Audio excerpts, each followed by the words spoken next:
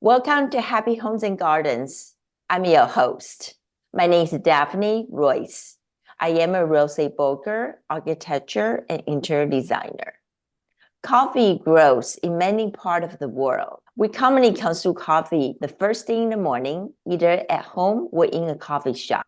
Hooked Coffee has innovated a new way to make coffee that guarantees a fresh cup every time.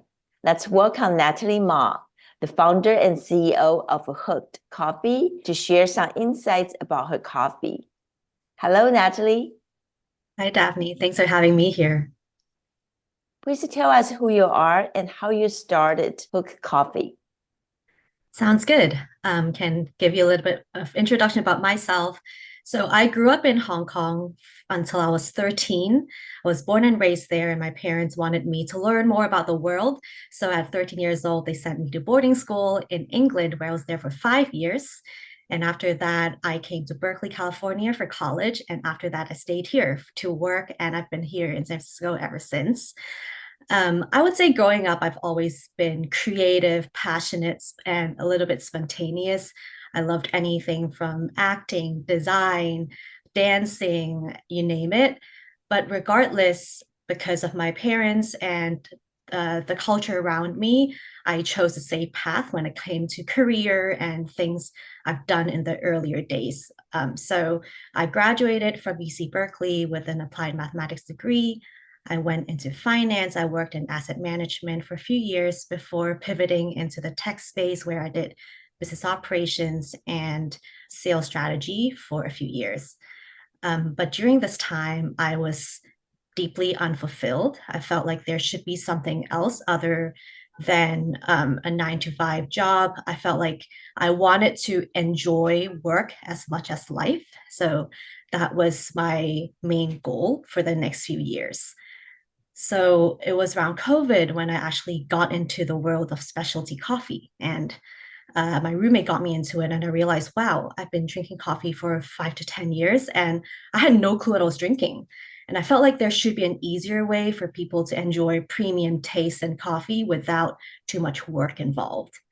So it was COVID, so I visited my parents in Hong Kong, and in quarantine, I drank a lot of these pour over pouches, which was super popular in Asia and a lot of different countries around the world. So it clicked where I thought, why don't I put really good coffee in these filters so people can drink it just as simple as a tea bag? So I started it as a passion project when I continued to work on my full-time job for around a year or two. And fast forward 2 years later, we've launched Hooked Coffee in 2023, started off with a Kickstarter, and we officially launched around 8 months ago. So with Hooked Coffee, we are a single serve coffee platform, and our goal is to make specialty coffee easily accessible. We partner with specialty roasters nationwide so they can put their coffee into these easy to brew coffee formats. Wonderful. I haven't tried your coffee. And why do you brew your coffee through a pouch in the package? This is only in Asia that's popular for this. That's a very good question. So, in terms of brewing formats, there is this type of method called pour over, which is very common. How it works is it's a cone-shaped filter, and you just pour hot water over it so the water can drip through into the cup. So, that is a very common method. And that's also, I would say, the best way to extract the flavors of coffee, especially when it comes to specialty coffee where there are a lot of complex flavor notes. So we wanted to imitate that effect. So although there are many different types of brewing methods out there, we wanted to mimic pour overs to bring out the flavors. In terms of adoption in America, that was a question I was asking myself too. It's so convenient. Why does it not exist here? And my hypothesis is that Keurigs and Nespressos is the way that people brew coffee at home. So when that became the ritual, people don't really explore other options. So that just became the norm in America. So, well, now that's why now we're here to bring this convenient option to people as well. 50% of Americans use a coffee maker. It can be Nespresso, Keurig, or just a drip machine. So this is definitely in the conversations right now to see how we can elevate that experience for Keurig coffee drinkers as well, and also to make it more sustainable. I think these are our two main things, quality and sustainability. How can we just overall make the experience better for consumers, but also the planet? I like a whole bean. I always drink from the whole bean and just grind before I drink. Will you have that option as well? That is also in the conversations. I think it depends on what our ultimate goal is for hooked coffee. I think never say no, but right now, at least in 2024, we will focus on pour over pouches and make that experience better for consumers. And that's easy to travel as well, right? You can take Very it easy to everywhere. travel with. Yeah. We've had busy parents tell us, oh my God, your product is a lifesaver. I have two kids. I used to make my pour over every morning. I no longer have that time to do that. So it's always really heartwarming to hear that. Curiosity, what is cold brew? Is it usually cold water or some method to do it?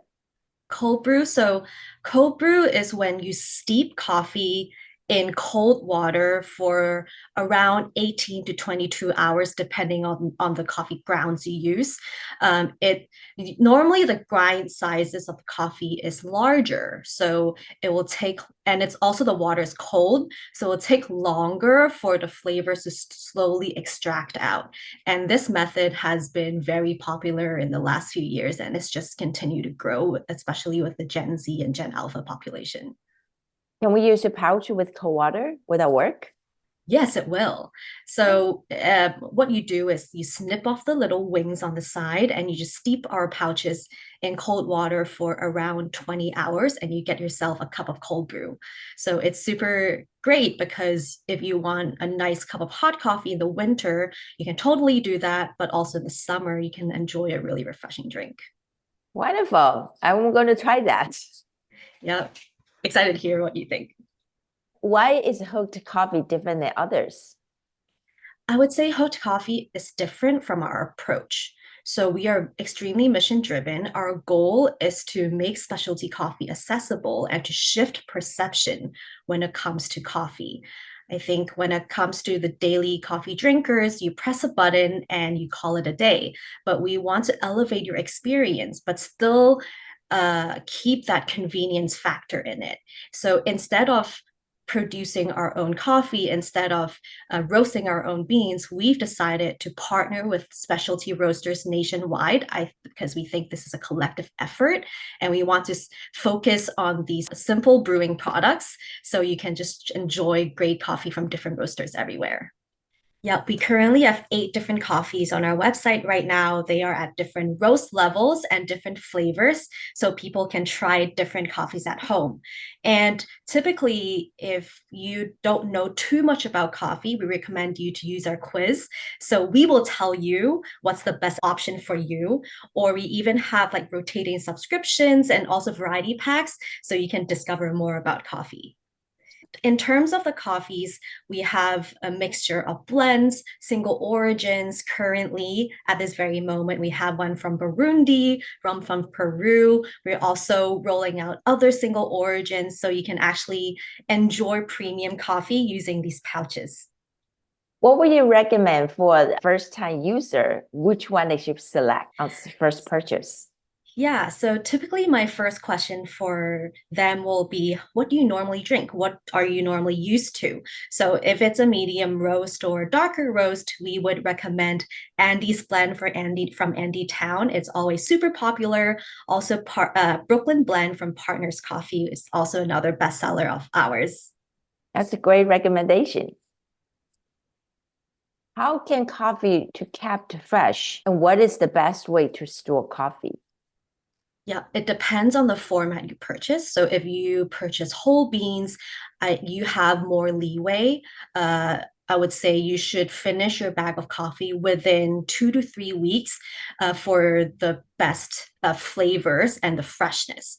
But if you buy ground coffee, you should finish it within a few days because when coffee touches oxygen, it starts to oxidize, so the flavors start to disappear.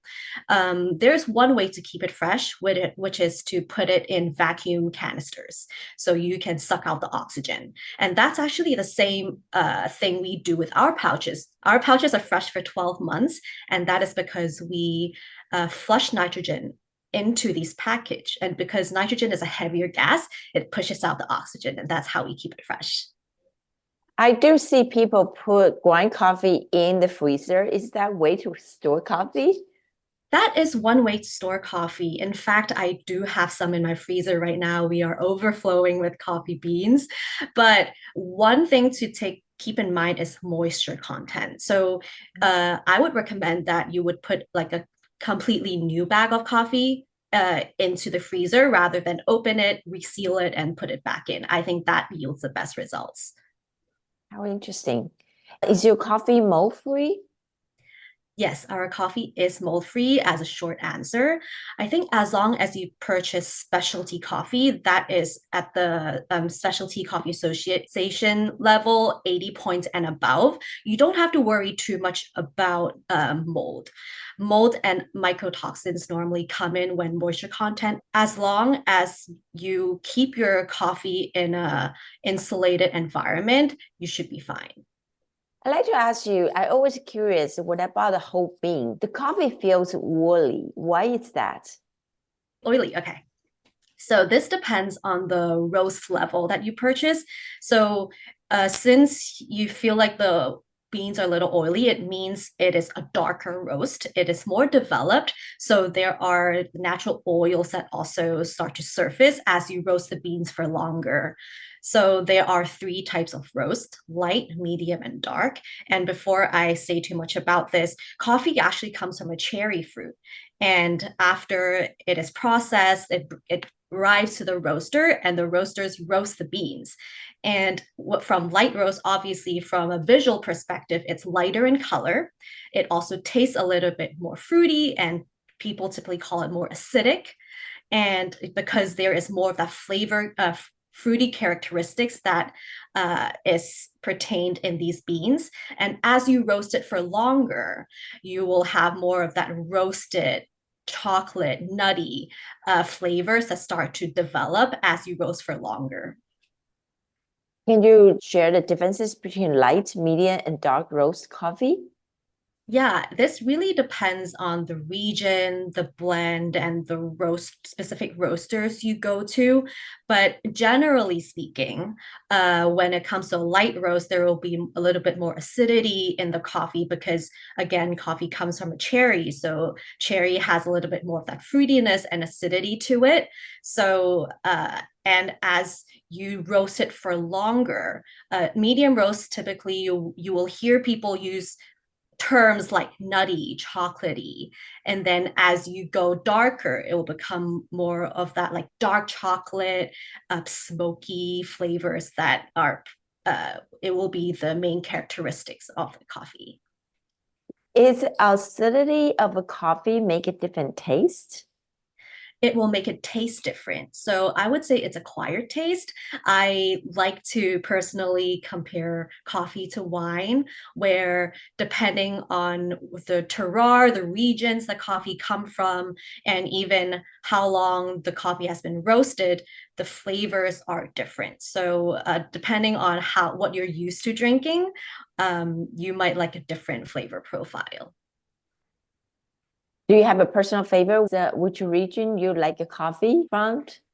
I personally like my coffee from Ethiopia, Guji. It has this like berry flavor note in it. And that was actually the first cup of coffee I've had when I was like, wow, I actually taste the flavor, which was mind blowing to me because in the past, coffee was just coffee. So I would recommend you to try it if you're interested in learning more about coffee. Can you talk about coffee notes and flavors? Totally. Yeah, so coffee flavor notes come from two different criterias. It's either the region that it comes from, the terroir that changes the flavors of the coffee, or it comes from how long the coffee has been roasted for. So you probably know there is light, medium, and dark roast. So based on how long the coffee has been roasted for, the flavors change as well. Because coffee comes from a cherry fruit, when it's roasted for shorter periods of time, which is the light roast, it retains more of that fruitiness in it, which we know as acidic. And as you roast it for longer, then the nuttiness and the chocolate notes start to develop and come out. Why does coffee has a chocolate flavor in it? I always curious about that. Is it from the different regions or method of roast, and they will turn out to have like a chalky nutty-ish flavor?